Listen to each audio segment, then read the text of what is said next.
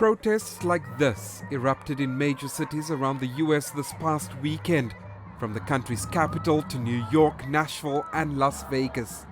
Thousands of protesters amplified their demands for a ceasefire and an end to the conflict in Gaza. The important thing is I want to make sure that my tax dollar doesn't go to the killing of innocent people. It's this sentiment that many experts believe is changing Americans' attitudes towards the conflict and the US's involvement. Josh Paul was the Director of Congressional and Public Affairs for the State Department's Bureau of Political Military Affairs for over 11 years. He resigned in October, claiming the Biden administration's support for Israel was leading to policy decisions that were, quote, short-sighted, destructive, and unjust. I also believe that our policy over the many years of security assistance to Israel is not one that has led to peace or security for certainly Palestinians, but also for Israelis. But when I try to raise these concerns about the provision of weapons into this situation, about the broader policy problems, I was met with either silence or a direction to just move forward as fast as possible.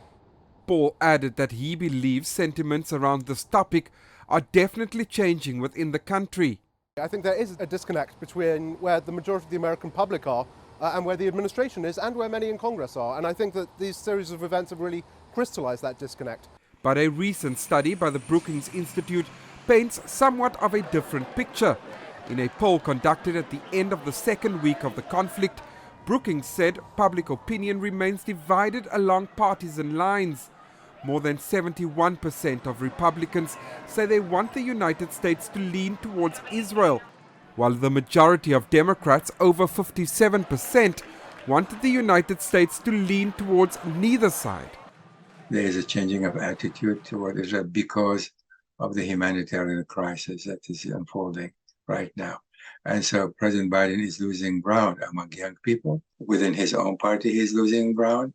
And so the call for ceasefire is extremely urgent. This is going to have an impact. If President Biden does not, something change immediately in terms of peace cessation of hostilities. Nobody's hands are clean in Gaza, said former US President Barack Obama. Interviewed for a podcast released on Tuesday, Obama encouraged people to admit the complexity of what is happening in the Israel-Hamas war. What Hamas did was horrific, Obama said, but also true is that the occupation and what's happening to Palestinians is unbearable. Jody, CGTN, New York.